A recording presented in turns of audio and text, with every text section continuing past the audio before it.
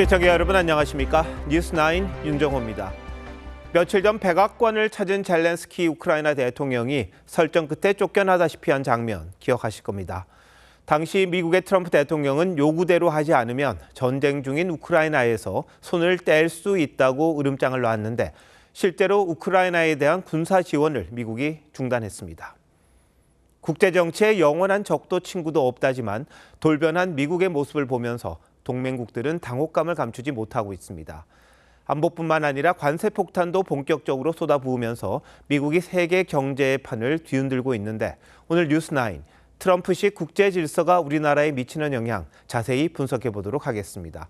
먼저 우크라이나 소식부터 황선영 기자가 전합니다. 트럼프 대통령이 결국 우크라이나에 대한 군사 지원을 전면 중단했습니다.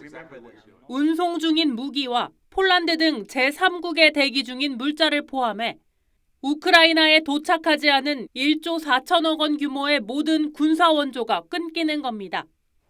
지원을 받고 싶으면 평화를 위한 성실한 약속을 입증하라고 했는데 자신의 종전 구상을 그대로 받아들이라는 뜻으로 풀이됩니다. 트럼프는 우크라이나 정권 교체 가능성까지 거론하며 광물 협정을 압박했습니다. Is the Ukraine minerals deal now dead or? But no, I don't think so. And if somebody doesn't want to make a deal, I think that person won't be around very long. 우크라이나는 에이테크임스 등 군사 장비의 20%를 미국에 의존하고 있는데 월스트리트 저널은 미국의 추가 군사 원조 없이는 우크라이나가 올해 중반까지만 버틸 수 있다고 진단했습니다. 반면 트럼프는 러시아에는 제재를 완화해줄 준비에 착수한 것으로 전해졌습니다. 미국과 러시아가 주도하는 종전 협상에 속도를 내기 위해서란 분석입니다. I guess it will be at some point. 자유민주주의 가치를 공유하는 진영 대신 돈을 우선시하는 트럼프의 노골적인 행보가 점차 짙어지면서 전후 80년 국제 질서의 바탕이 됐던 팍스 아메리카나, 미국이 주도하는 세계 평화의 시대가 사실상 저물고 있다는 해석이 나옵니다. TV조선 황선영입니다. 우크라이나 상황을 보면 우방국의 약속만 믿고 안보를 장담하기는 이제 어려워졌습니다. 특히 우크라이나는 핵까지 포기하며 강대국들에게 의존했는데 이 지경이 된 만큼 우리나라도 안보에 대해 다시 한번 상황을 점검하고 대비책을 만들어야 할 때입니다. 변재영 기자가 우크라이나의 현실부터 전합니다. 젤렌스키 대통령이 미국의 지원을 몹시 바란다고 또 호소했습니다. Україна, вся Європа, Америка разом ми можемо забезпечити десятиліття спокою. І треба для цього бути 사흘 전 트럼프 대통령과의 회담이 파국으로 끝난 뒤 연일 수습에 나서고 있습니다. 군사 원조 중단 소식에 우크라이나 의회에선 항복을 강요하냐는 비판도 나왔지만 사실상 외교적 대응력을 상실했다는 평가입니다. 1991년 핵 보유국 지위를 내려놓고 강대국들의 안보 약속만 믿은 결과 쓸 수 있는 협상 카드가 제한적이란 겁니다. Хай Трампу не... я сподіваюся, що це така тимчасова міра, що все буде добре. Я сподіваюся, що ми і без Трампа зможемо... 앞에선 젤렌스키를 감싸는 유럽의 속내도 복잡합니다. 스타머 영국 총리가 나서 우크라이나에 대한 군사 지원과 대러 제재를 요구했지만 트럼프의 폭주는 이어지고 있습니다. What are those who back him prepared to do to get that support? And what pressure is Europe prepared to put on him to get the Americans into a deal? And that's where the real discomfort is. 영국 이코노미스트는 트럼프의 새 질서엔 새 계층 구조가 있다며 맨 위가 미국, 그 다음은 유용한 자원과 지도자의 입지가 확고한 나라이며 미국에 의존하는 약한 동맹국은 맨 아래라고 분석했습니다. TV조선 변재영입니다. 우크라이나에 대한 압박 강도를 높이는 가운데 트럼프 대통령은 예고대로 관세 폭탄도 쏟아냈습니다. 우호국인 캐나다와 멕시코도 예외가 없었고 중국에는 추가 관세까지 더했습니다. 해당 국가들도 즉각 맞불 관세를 붙이면서 세계 경제 질서가 흔들리고 있습니다. 우리 기업들은 엎친 데 덮친 격입니다. 유혜림 기자의 보도입니다. 미국이 예고대로 현지 시간 4일부터 캐나다와 멕시코에 25% 관세를 부과하기로 했습니다. No room left for Mexico or for Canada. No, the tariffs, they're all set. They go into effect tomorrow. 중국에 대해서도 기존 10% 관세에 10%를 추가로 부과합니다. 관세 폭탄을 맞은 나라들은 즉각 보복 관세에 나섰습니다. 캐나다는 총 155조 원 규모의 미국 수입품에 25% 관세를 매기기로 했고, 멕시코도 강경 대응을 예고했습니다. Entonces, cualquiera que sea esta decisión, pues nosotros también tomaremos nuestras decisiones. Y hay plan. Y tenemos plan A, plan B, plan C, plan D. 중국도 반발했습니다. 미국산 농축산물에 10에서 15% 보복 관세를 매기고 세계무역기구에 미국을 제소하기로 했습니다. 각국의 반발에도 미국은 다음 달 2일부터 상호 관세와 함께 농산물에도 관세를 부과하겠다며 공세를 높였습니다. 멕시코와 캐나다에 진출한 우리 기업 224곳은 직격탄을 맞게 됐습니다. 멕시코에 공장을 둔 기아는 그동안 무관세 혜택을 받았지만 앞으로는 차 가격의 25%가 관세로 얹어지게 됩니다. 한국 기업의 관세 부담이 좀 증가하면서 가격 경쟁력이 약화되고 기존의 공급망 구조가 흔들릴 가능성을 배제할 수 없습니다. 우호국에도 여지없는 미국의 관세 위협.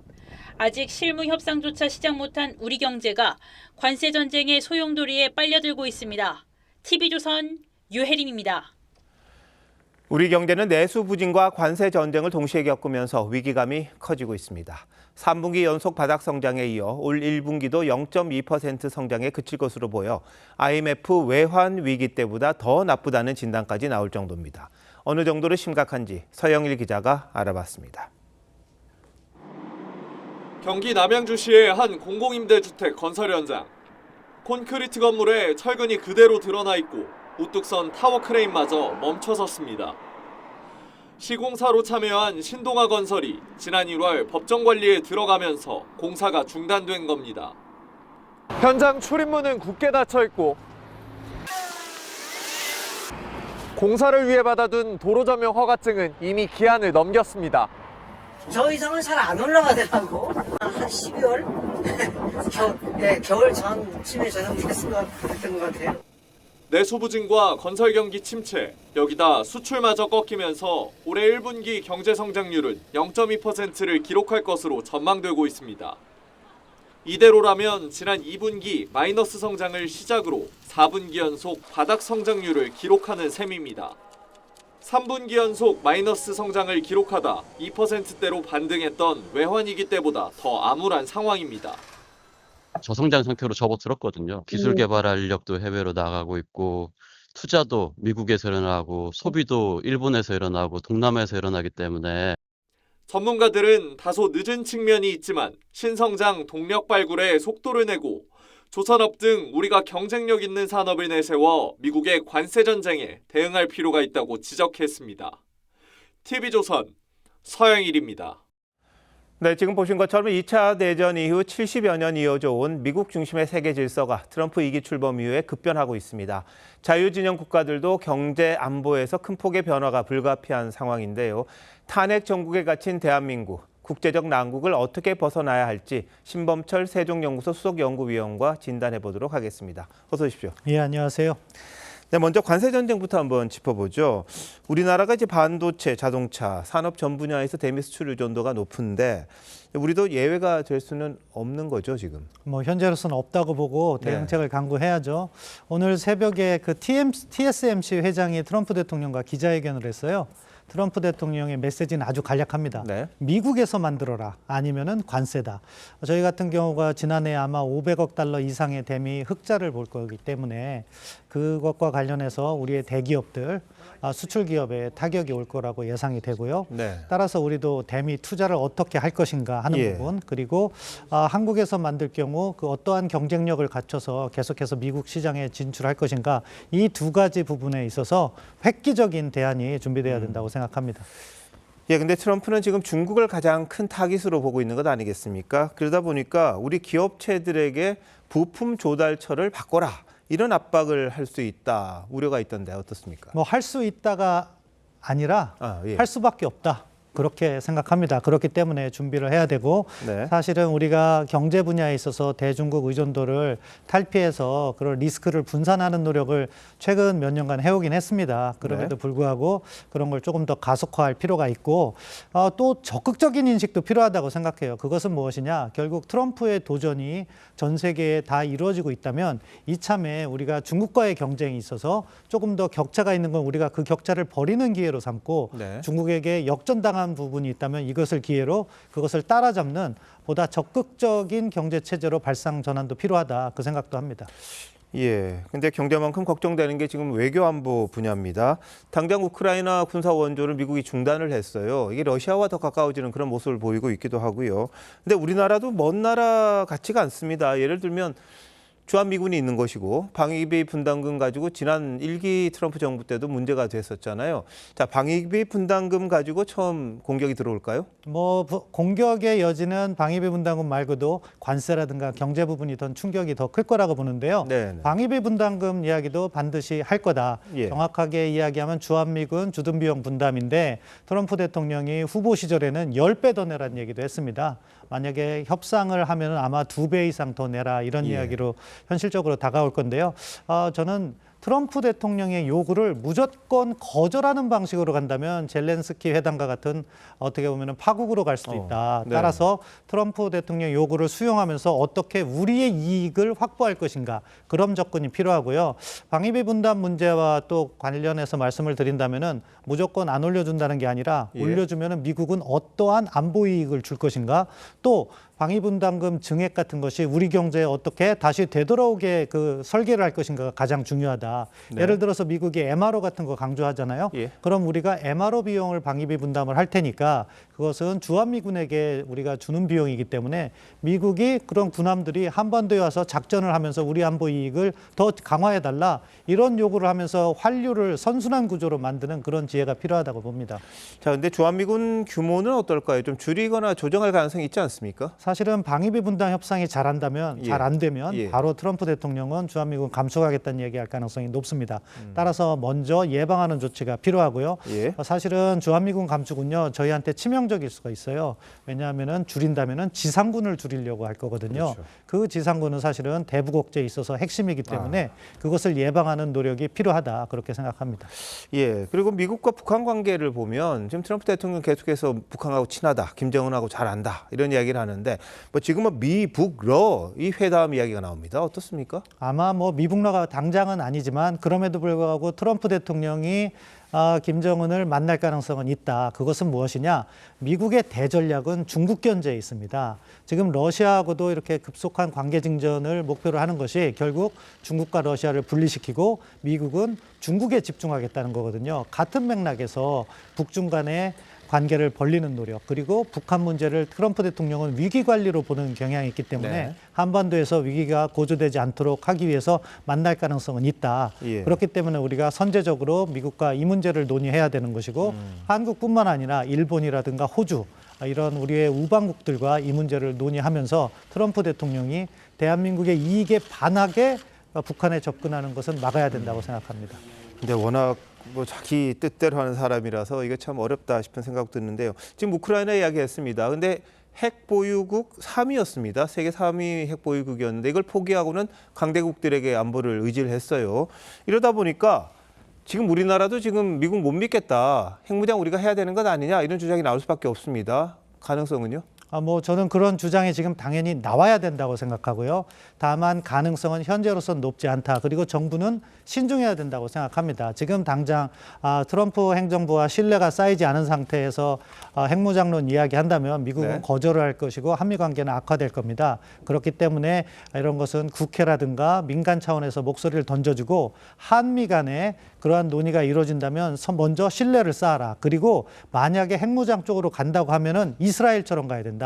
이스라엘은 핵무기를 가지고 있다고도 이야기하지 않고 핵실험도 하지 않고 미국이 이스라엘에게 해준 것은 오로지 제재를 막아준 것뿐입니다.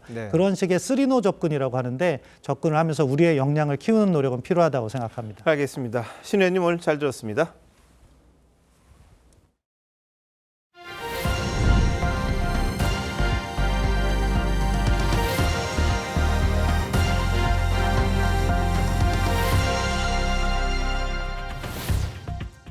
지금 헌법재판소는 윤석열 대통령에 대한 탄핵 심판을 끝내고 결정문을 만들기 위한 재판관들 평의에 집중하고 있습니다.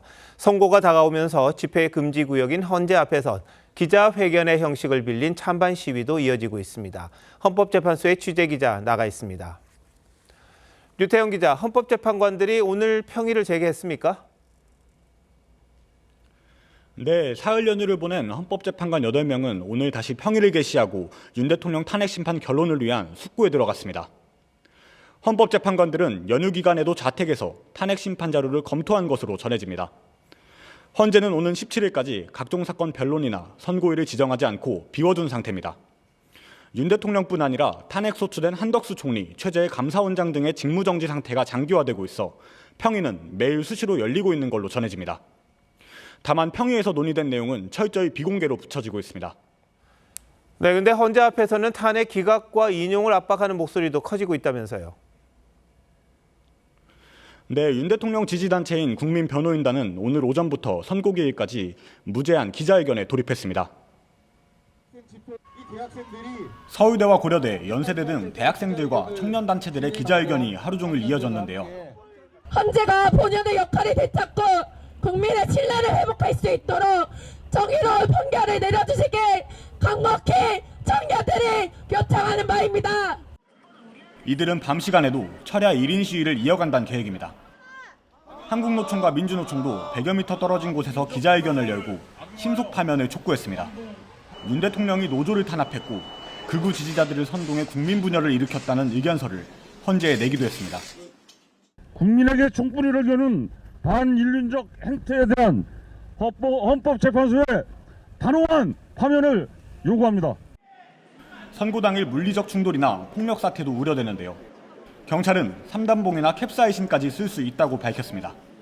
헌법재판소에서 TV조선 류태영입니다. 윤 대통령에 대한 탄핵 심판에서 가장 큰 변수가 마은혁 헌법재판관 후보자 임명 여부입니다. 임명권자인 최상목 대통령 권한대행이 오늘 별도의 간담회까지 열어서 국무위원들의 의견을 수렴했는데 모두가 좀 더 생각해야 한다는 뜻을 밝혔다고 합니다. 최 권한대행이 당분간 마 후보자를 임명하지 않을 걸로 보이는데요. 정민진 기자가 취재했습니다.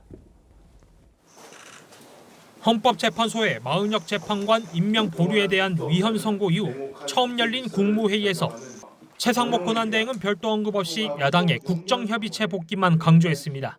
국민 통합의 시금석을 놓아야 할 곳은 여야 정치권과 정부가 함께하는 국회 정부국정협의회입니다. 국무회의 전 소집한 긴급 간담회에선 참석자들의 의견을 수렴했는데 1시간가량 진행된 회의에서 국무위원 전원이 마 후보자 임명과 관련해 숙고할 점이 많다는데 동의한 걸로 알려졌습니다. 최 대행은 지난해 12월 말 야당의 탄핵 압박 속 재판관 2명 임명을 전격 발표했고 대통령 권한대행을 승계한 저는 헌법재판관을 임명하기로 결정하였습니다.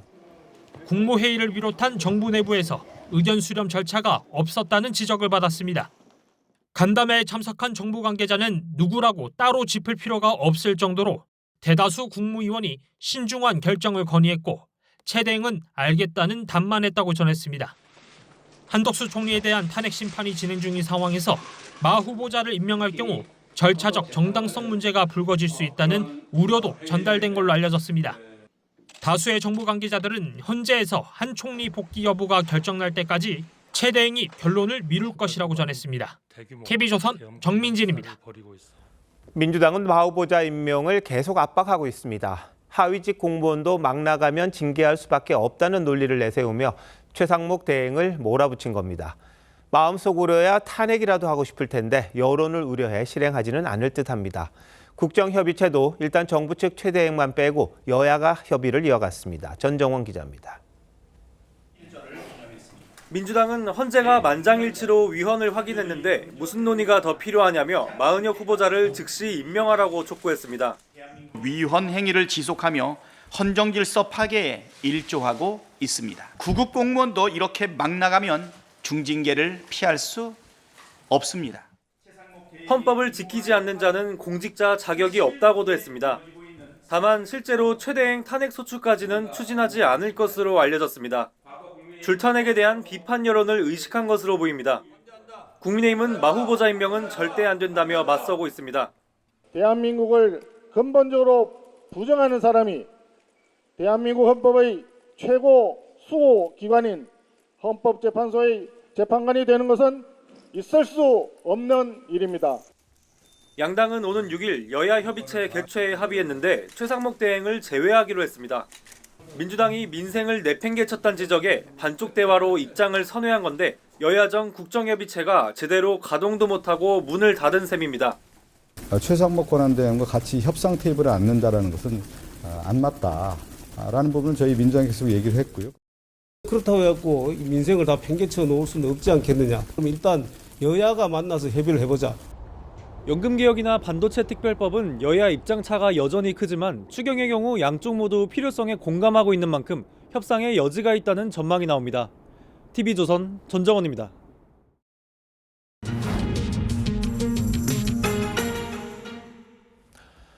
이슈의 이면, 현장 이야기를 깊숙이 들여다보는 뉴스더. 오늘은 최종 결론만 남은 윤 대통령 탄핵 심판이 언제쯤 결론이 날지 그 복잡한 방정식을 사회부 법조팀 정준영 기자와 하나씩 풀어보도록 하겠습니다. 자, 정 기자, 일단 윤 대통령보다 한덕수 총리 탄핵 심판 절차가 먼저 끝났습니다. 선고도 먼저 나올 거라는 예상인데 시점이 가늠이 됩니까? 네, 이번 주 안에 나올 거란 관측은 많습니다. 하지만 아직 선고일 통보는 없었습니다. 한 총리 탄핵 심판 변론은 윤 대통령보다 엿새 앞선 지난달 19일 딱 한 차례로 끝났습니다. 비교적 쟁점이 간단하기 때문에 오래 걸리지 않을 거란 예상이 많습니다. 미국 트럼프 대통령발 글로벌 정세의 변동성이 커지는 상황에 국정 공백 장기화에 대한 부담도 있습니다. 정상 간 외교가 어려운 현 시점에 하루빨리 피청구일 직무에 복귀시켜 그 역량을 국가를 위해 펼칠 수 있도록 해야 합니다.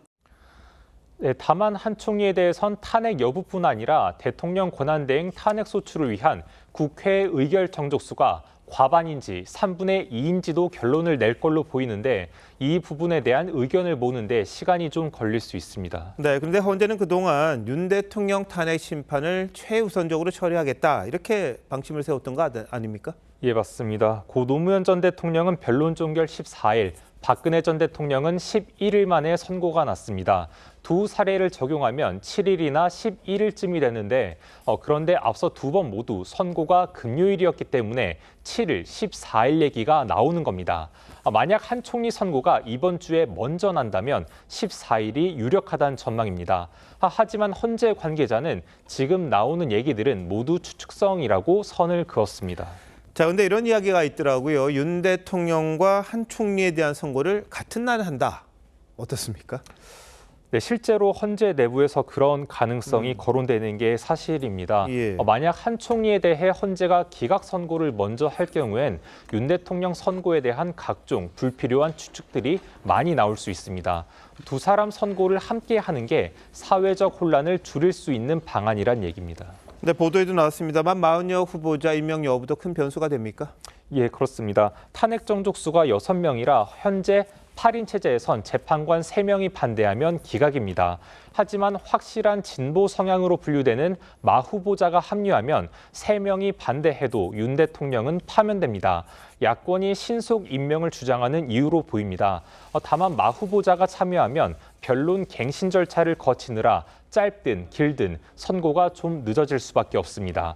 이 경우 윤 대통령 탄핵 선고보다 오는 26일로 예정된 이재명 대표의 선거법 2심 선고가 먼저 나올 가능성도 배제할 순 없게 됩니다.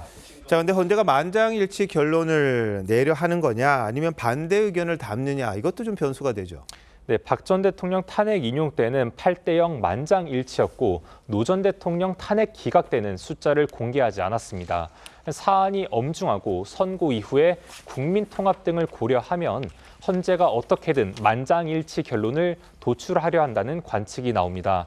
한 전직 헌법재판관도 한 사람이라도 다른 결론을 주장한다면 선고를 하지 않고 평의를 이어갈 수 있다고 했습니다.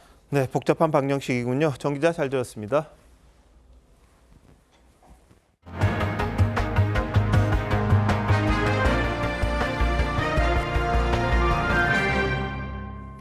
국민의힘 한동훈 전 대표가 자리에서 물러난 뒤 방송에는 처음으로 저희 뉴스9에 어제 출연했었습니다. 윤 대통령에 대한 사과 발언을 한 데 대해 여권에서 다양한 반응이 나왔습니다. 늦었지만 바람직했다, 달라진 모습이란 평가도 있었지만 조기 대선을 염두에 둔 전략적 태세 전환 아니냐, 이런 비판도 나왔습니다. 다른 여권 주자들의 움직임까지 이태희 기자가 보도합니다. 안녕하세요. 반갑습니다. 윤석열 대통령 관련 질문에 잠시 말을 멈췄던 한동훈 전 대표는 왜 우리가 이렇게 됐나라는 생각이 들었다고 말했습니다.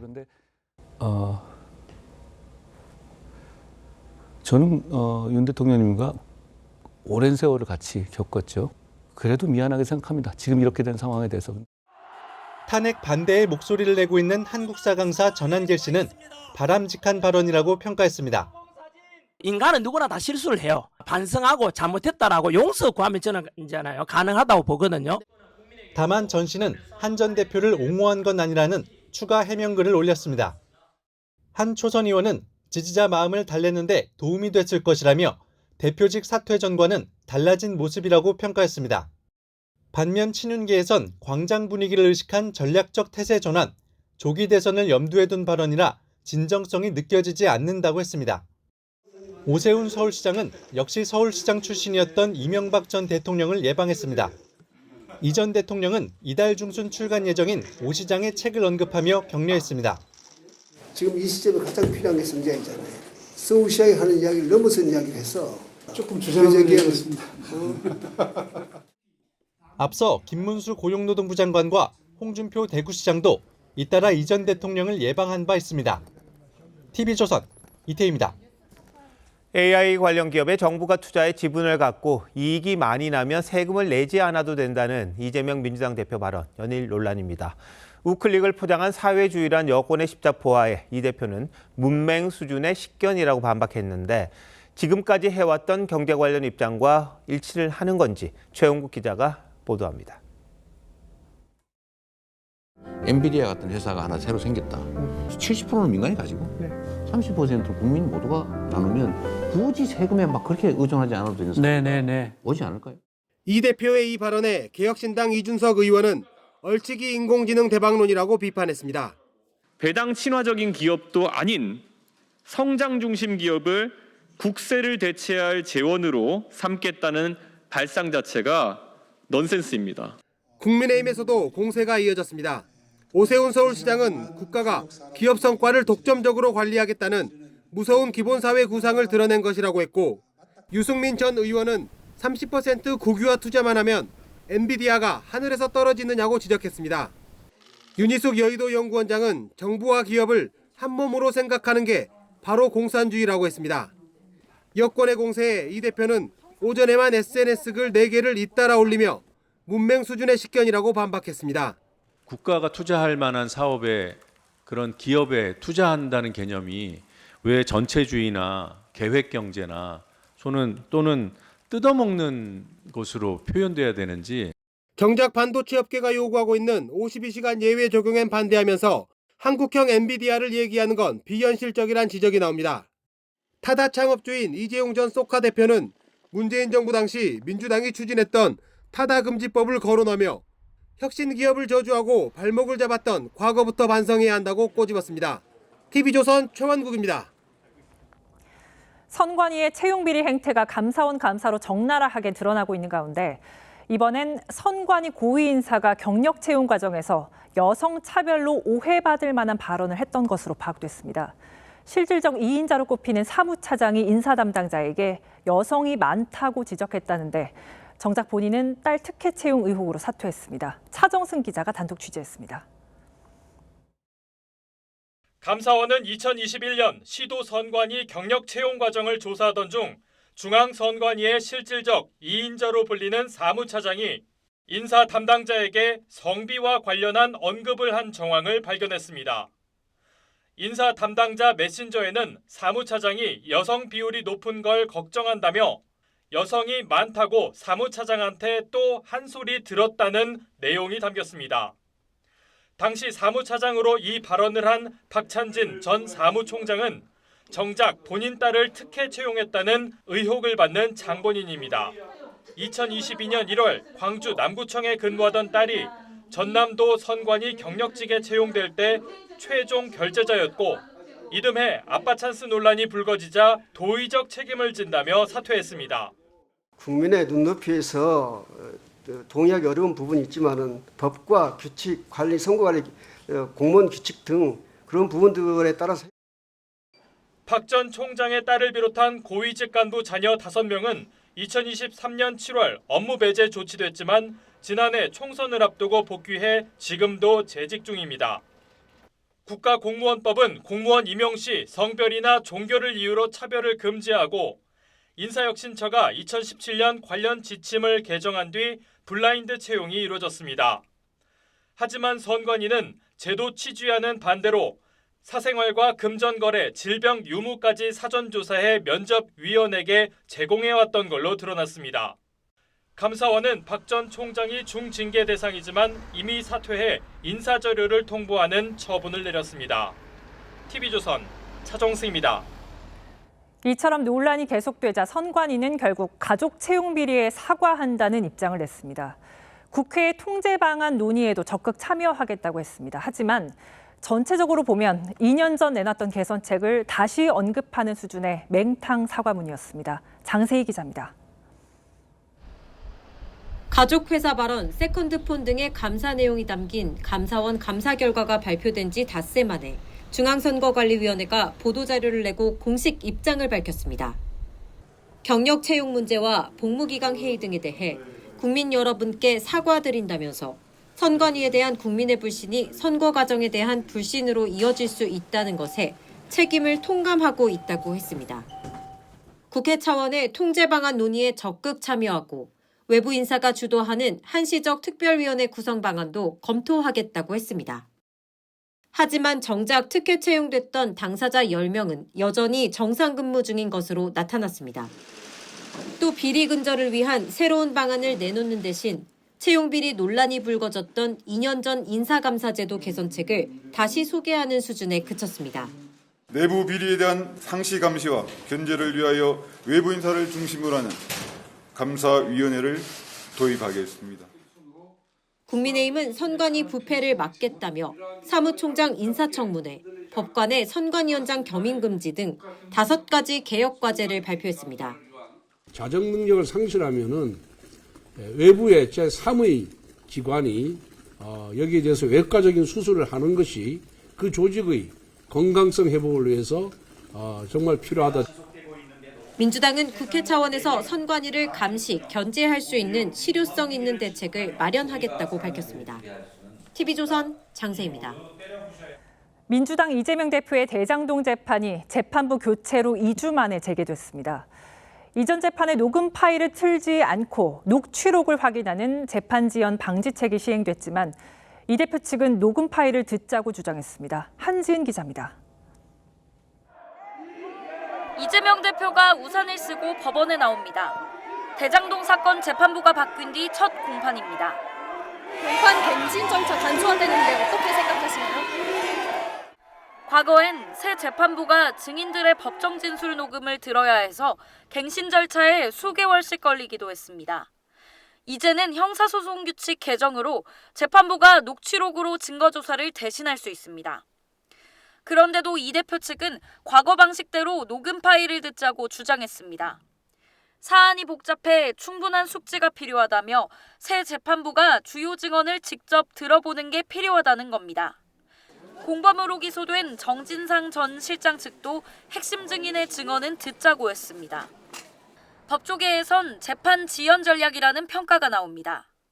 굳이 녹음 파일을 재생하자고 한다면 재판을 지연하겠다는 의도로 보일 수밖에 없습니다.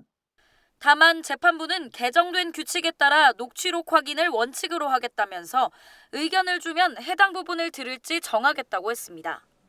대장동, 위례, 성남FC, 백현동 등 4개 사건이 병합된 이 대표의 재판은 1심이 2년 가까이 진행 중이지만 아직 성남FC와 백현동 사건은 본격적인 심리를 시작도 못한 상태입니다.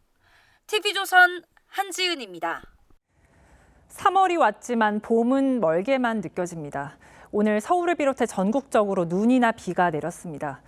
특히 남해안 지역엔 초속 30m의 강풍이 불었고 이미 많은 눈이 쌓였던 강원과 경북에선 폭설 피해가 이어졌습니다. 하동원 기자입니다. 오피스텔 건물 외벽이 통째로 뜯겨 나갔고 떨어진 잔해는 다른 주택 지붕과 골목을 덮쳤습니다.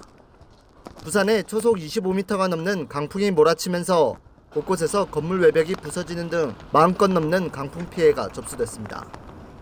저희 가게 지붕 위로 우당탕탕 하는 소리가 들려서 밖을 보니까 외벽 자재 같은 게 막 나뒹굴고 있더라고요. 건물에서 떨어진 외벽이 이렇게 인도 위에 수북히 쌓여 있습니다. 초속 30m의 강풍이 분 제주에서도 소형 선박이 침수되고 주택 지붕도 날아가는 등 피해 신고가 50건이 넘습니다. 강풍에 간판이 쓰러지거나 나무가 쓰러지거나. 전남 해안가에서도 강풍특보가 내려져 진도에서는 강한 바람에 파도가 밀려와 해안가 주택 세 채가 바닷물에 잠기기도 했습니다. 막 문짝도 부숴버리고 막 쓰나미처럼 밀고 들어와 버리더라고요. 어제까지 50cm 눈폭탄이 쏟아진 강원도에선 오늘도 10cm 안팎의 눈이 더 내리면서 인삼밭 차광막이 주저앉는 등 시설물 피해가 잇따랐습니다. 습설로 인해서 많이 이제 무너진 것 같습니다. 수확을 이제 포기해야 하는 이제 그런 상태까지 가죠, 이제. 어제부터 최대 30cm가 넘는 적설량을 보인 경북에서도 쏟아진 눈에 500년 넘은 소나무가 부러지고 국도가 통제되기도 했습니다. 기상청은 남해안 강풍특보는 오늘 밤 대부분 해제되지만 강원 산지와 경북 동해안 중심으로는 내일까지 최대 25cm 눈이 더 내릴 것으로 전망했습니다. TV조선 하동훈입니다. 어제 충남 서천에서 운동하러 나갔던 여성이 일면식도 없는 남성에게 살해당했다는 소식 전해드렸죠. 피의자인 이 30대 남성은 코인 사기로 돈을 잃자 홧김에 범행을 저지른 것으로 드러났습니다. 경찰은 신상 공개를 검토하고 있습니다. 이승훈 기자입니다. 아무도 없는 밤거리를 후드 모자를 눌러쓰고 걸어가는 남성. 잠시 후 올라갔던 길을 다시 돌아옵니다.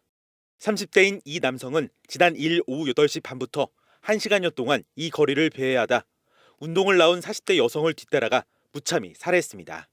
범행 장소는 왕복 4차로 옆 인도로 평소 주민들이 많이 다니는 곳이었지만 사건 당일엔 비가 내려 인적이 드물었습니다. 여기는 항상 운동을 많이 다니는 길이에요. 근데 여기 가로등도 별로 밟지 않고 그런 일이 있으면 안 되는 일인데 있으니까 이건.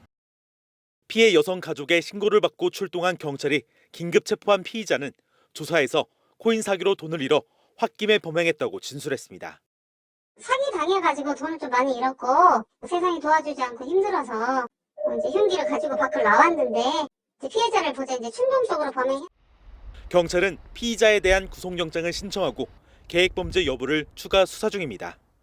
또 유가족 동의를 받아 피의자 신상공개위원회를 연다는 방침입니다. TV조선 이수원입니다. 오늘 전국의 학교가 새 학기를 시작했습니다. 하지만 신입생이 한 명도 없어서 입학식이 열리지 않은 초등학교는 184곳이나 됐습니다. 저출생 위기로 입학식이 점점 사라지고 있습니다. 최원영 기자입니다. 고사리 손으로 국민 의례를 하고 작은 입술로 애국가를 따라 부릅니다. 아직 아기 티를 벗지 못한 신입생들이 앞으로 6년을 다닐 학교를 신기하게 둘러봅니다. 총 105명의 입학을 통과합니다. 1925년 문을 연 서울 아현초등학교가 신입생 105명을 맞아 개교 100주년의 명맥을 이어갔습니다. 새로운 그런 꿈으로 가득 찬 어린이가 되기를 바랍니다. 이 학교에 100년째 입학생이 된 거예요. 여러분들 100년을 축하합시다. 하지만 입학식은 위기에 처했습니다. 신입생이 0명인 학교가 지난 2021년 112곳에서 올해는 184곳으로 늘었습니다. 경기도와 대전, 부산 등 규모가 큰 지역에서도 신입생이 없는 학교가 속출했습니다. 올해 초등학교 취학 아동은 35만 6,258명, 10년 전에 비해 10만 명 가까이 줄었기 때문입니다. 아예 학교가 문을 닫는 경우도 잇따라 이미 폐교했거나 폐교 예정인 초중고교도 올해 49곳에 이릅니다.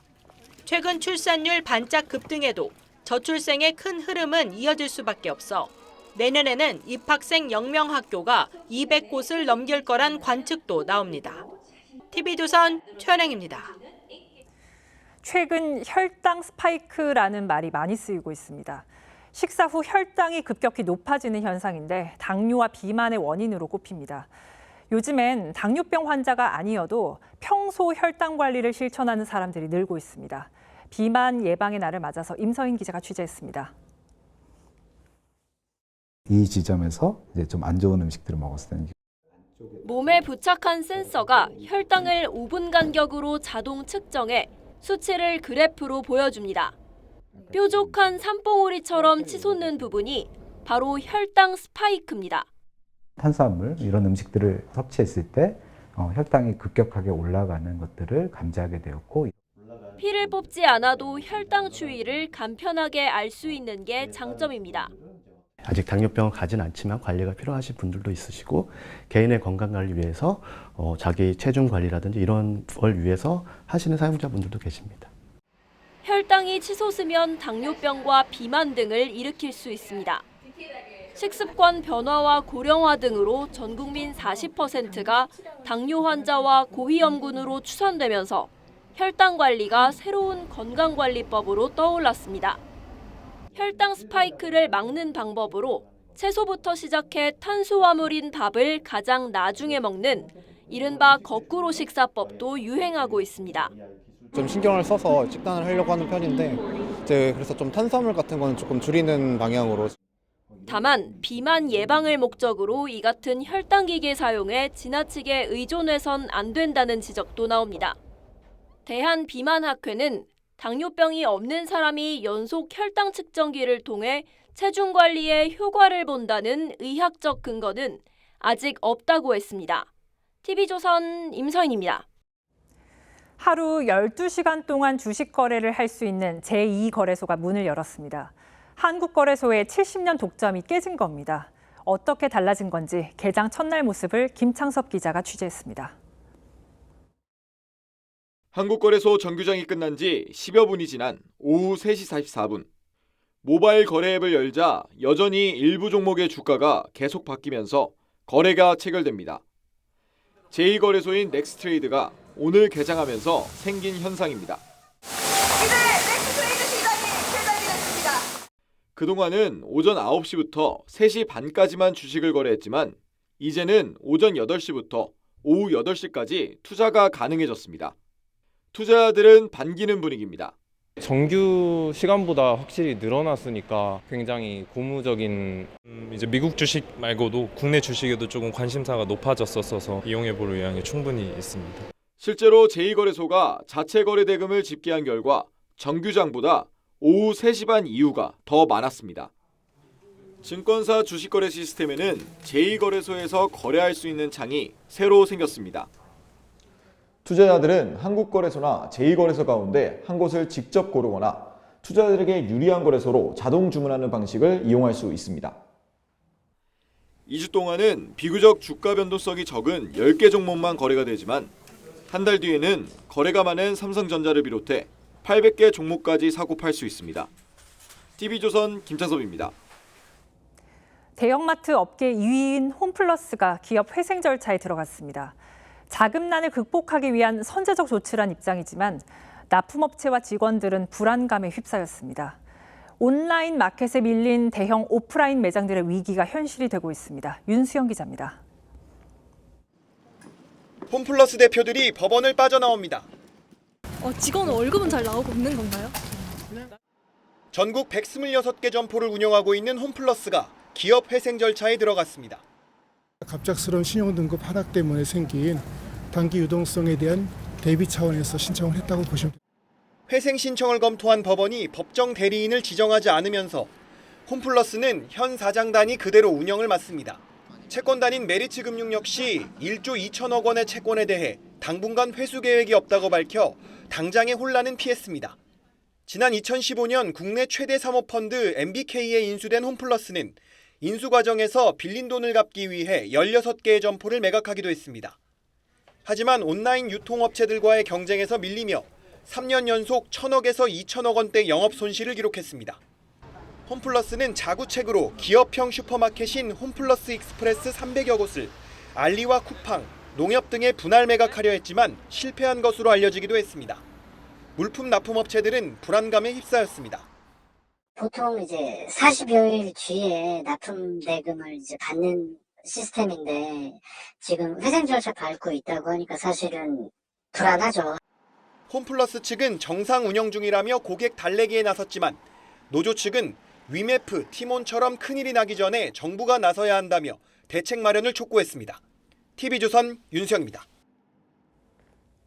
우크라이나전에 투입됐다가 큰 부상을 입은 채 포로가 된 북한 군인이 전보다 강하게 귀순 의사를 밝혔습니다. 부모님을 만나기 위해서라도 한국에 꼭 가고 싶다는데 우리 정부가 적극 나서 한국행을 도와야 한다는 목소리가 높아지고 있습니다. 박한솔 기자의 보도입니다. 턱에 총상을 입고 우크라이나군 포로로 잡힌 99년생 26세 북한군 저격수 리모 씨. 지난달 조선일보 인터뷰에서 80% 정도라고 표현했던 귀화 의지는 더 확고해졌습니다. 난 한국으로 꼭 가고 싶어. 우리 부모님들과 만나기 위해서 꼭 가고 싶어. 지난달 25일 우크라이나 포로 수용소에서 진행된 국민의힘 유용원 의원과의 면담에서 리 씨는 한국에선 턱 재건 치료나 결혼이 가능할지 고민도 털어놨습니다. 한국에 가면 수술을 다시 받을 수 있을까요? 내가 포로니까 가정을 이루기엔 너무 힘들지 않을까요? 고향에 돌아가는 게 우선이라고 했던 2005년생 21세 소총수 백모 씨도 심경의 변화를 보였습니다. 결심이 생기려고 하는 것 같기도 한데 좀 더 생각해봐야 할 것 같습니다. 지난 1월 포로가 된 이들은 10,000명 넘게 투입된 북한군 상당수가 희생됐을 가능성도 언급했습니다. 손해한 전투단위들이 모두 희생되고 부상했고 해서 우리가 마지막으로 참전했어요. 유 의원은 포로 협상 과정에서 이들의 북한 소환을 막아달라고 정부에 촉구했고 우리의 송환 의지가 패싱되지 않도록 정부에서는 더 신속하고 각별한 조치를 취해 주실 것을 요청합니다. 외교부는 오늘 한국행을 요청하면 수용한다는 기본 입장을 재확인했습니다. 외교당국은 비공식적으로 우크라이나와 송환을 논의 중인 것으로 알려졌습니다. TV조선 박한솔입니다. 이재명 민주당 대표의 이른바 연평도 꽃게밥 발언 후폭풍이 계속되고 있습니다. 제2연평해전과 포격전 유가족들은 매우 모욕적인 발언이라고 성토하며 공개 사과를 촉구했는데요. 유족들이 왜 이렇게 반발하는지 윤동빈 기자가 이들의 목소리를 들어봤습니다. 민주당 이재명 대표는 지난 3.1절 탄핵 찬성 집회에서 국회가 만약 비상계엄을 해제하지 않았다면 자신은 연평도 바닷가에서 꽃게밥이 됐을 거라고 말했습니다. 내란의 밤이 계속됐더라면 연평도 가는 그 깊은 바닷속 어딘가쯤에서 꽃게밥이 아마 되고 있었을 것 같습니다. 지난 2002년 제2연평해전 당시 총을 맞은 상태에서도 조타기에서 손을 놓지 않았던 고 한상국 상사의 부인 김한나 씨는 이 말이 상처가 됐다고 했습니다.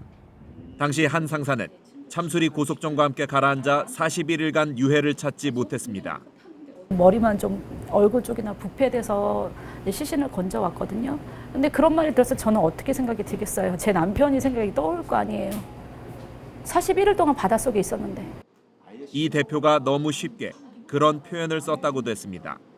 그냥 생각 없이 얘기하신 것 같아요. 아무 생각 없이. 상상조차 할 수 없는 막장 발언을 하신 게 너무 화가 난다. 유가족들은 연평도는 장병들이 목숨 걸고 지킨 민감한 군사지역인데 이 대표가 굳이 이 지역을 거론한 의도가 무엇이냐며 사과를 요구했습니다. 당신들 한 건 아니다. 이렇게 말을 하겠지. 그렇지만 내가 볼 때는 왜 그래? 왜 하필이면 연평도 바다서 꽂겠냐. 가까운 한강도 있고 낙동강도 있고. 지난 2010년 연평도 포격전에서 전사한 병사의 한 유족은 대권 주자라는 사람이 유족들에겐 트라우마로 남은 지역을 비유한 것 자체가 잘못이라고 지적했습니다. TV조선 윤동빈입니다. 대만 반도체 기업 TSMC가 미국에 우리 돈 145조 원을 투자하겠다고 발표했습니다. 트럼프 대통령의 관세 압박에 반도체 업계 중 가장 먼저 반응한 겁니다. 미국 투자를 얼마나 더 늘려야 하는지 우리 반도체 기업들의 고민이 깊어지고 있습니다. 장혁수 기자입니다. 기자회견장에 나란히 들어선 트럼프 대통령과 웨이저자 TSMC 회장, 환하게 웃으며 악수를 나눕니다. Today, Taiwan Semiconductor is announcing that they will be investing at least $100 billion in new capital in the United States over the next short period of time. 반도체 파운드리 부문 세계 1위인 대만의 TSMC가 1,000억 달러, 우리 돈 145조 원 규모의 초대형 투자 계획을 내놨습니다. TSMC는 지난 2020년 120억 달러를 시작으로 지금까지 미국에 650억 달러를 투자해 왔는데 이번에 투자금을 대폭 늘렸습니다. We are going to build 3 more new fabs. After we promised the 3 fabs already, it's going to create thousands of high-paid jobs as the president just announced. 25% 관세를 매기겠다며 반도체 업계를 압박해온 트럼프 대통령은 TSMC의 거액 투자에 중국이 대만을 위협한다면 미국이 역할을 하겠다고 화답했습니다. 우리 반도체 기업들은 고민에 빠졌습니다. 현재 삼성전자와 SK하이닉스의 미국 내 투자액은 각각 370억 달러와 38억 달러로 TSMC에 한참 못 미칩니다. 관세 압박을 피하기 위한 과감한 투자가 필요하지만 바이든 정부에서 결정된 반도체 보조금조차 장담할 수 없는 상황입니다. 회사가 안 좋잖아요, 사정이. 투자를 더 하겠습니까? 라고 얘기하는 명분이 기술 개발하기도 빡빡한데. 반도체 업계는 정부 차원의 대미 관세 협상에 기대를 걸고 있지만 외교력 부재 속에 고민만 커지고 있습니다. TV조선 장혁수입니다. 근대 조각의 시조로 불리는 로댕의 걸작 칼레 시민이 9년 만에 세상에 나왔습니다. 리움 미술관이 로댕과 자코메티 등 거장들의 작품 44점을 공개하는 소장품전을 열었습니다. 박소영 기자입니다. 앙상한 몸과 부러질 듯 가는 다리. 홀로 선 채 먼 곳을 응시하는 여인의 모습이 실존의 무게를 느끼게 합니다. 두 손으로 머리를 감싸 쥐고 고뇌하는 사람들. 100년 전쟁 당시 프랑스 도시 칼레를 구하러 나선 영웅들이지만 로댕은 죽음을 두려워하는 그들의 인간적인 면모에 더 주목했습니다. 리움 미술관이 소장한 현대미술 작품이 한자리에 나왔습니다. 최초 공개되는 미니멀리즘의 선구자 칼 안드레와 솔 르윗의 작품부터 옛 플라토 미술관이 문을 닫은 2016년 이후 9년 만에 세상에 나온 칼레의 시민까지 모두 44점입니다. 2025년이 삼성문화재단 60주년입니다. 그래서 60주년을 맞이해서 리움 미술관의 소장품전의 역사를 알리고 신소품을 함께 보여주면서 여러분들과 리움 소장품이 만날 수 있는 기회를 마련했습니다. 미술관 측은 서구 근현대 미술부터 한국 현대 미술까지를 다층적으로 볼 수 있도록 작품을 시대 구분 없이 배치했다고 밝혔습니다. TV조선 박소영입니다.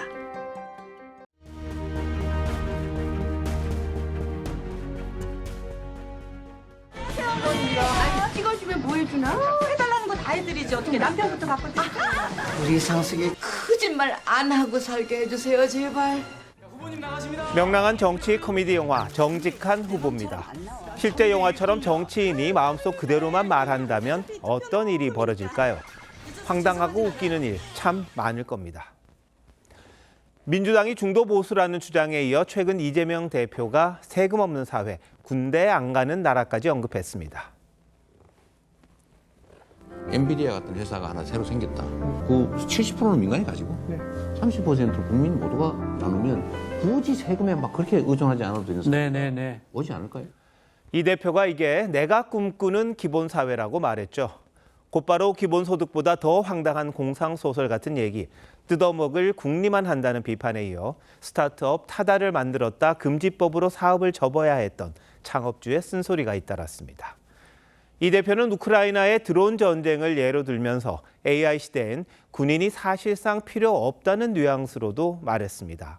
막사에 앉아 세월을 보내는 게 진정한 전투력이냐고 반문하기도 했죠. 하지만 AI 첨단 무기가 개발되고 전쟁 양상이 바뀌어도 가장 중요한 건 전투 의지 같은 정신전력이란 참 군인의 분석도 있습니다. 6.25 전쟁의 끝자락, 수많은 병사들이 목숨 걸고 뺏고 뺏기는 고지전을 왜 벌였을까요? 피를 흘리지 않는 땅은 조국이 될 수 없다는 터키 속담이 있습니다. 희생 없이 조국을 지킬 수 있다는 말은 일종의 국방 포퓰리즘입니다. 세금도 없고 병역 의무도 없는 멋진 신세계는 인류의 꿈이겠지만 지옥으로 가는 길은 선의로 포장돼 있다는 격언도 있습니다. 3월 4일 윤정호의 앵커 칼럼 신기루 잡기였습니다.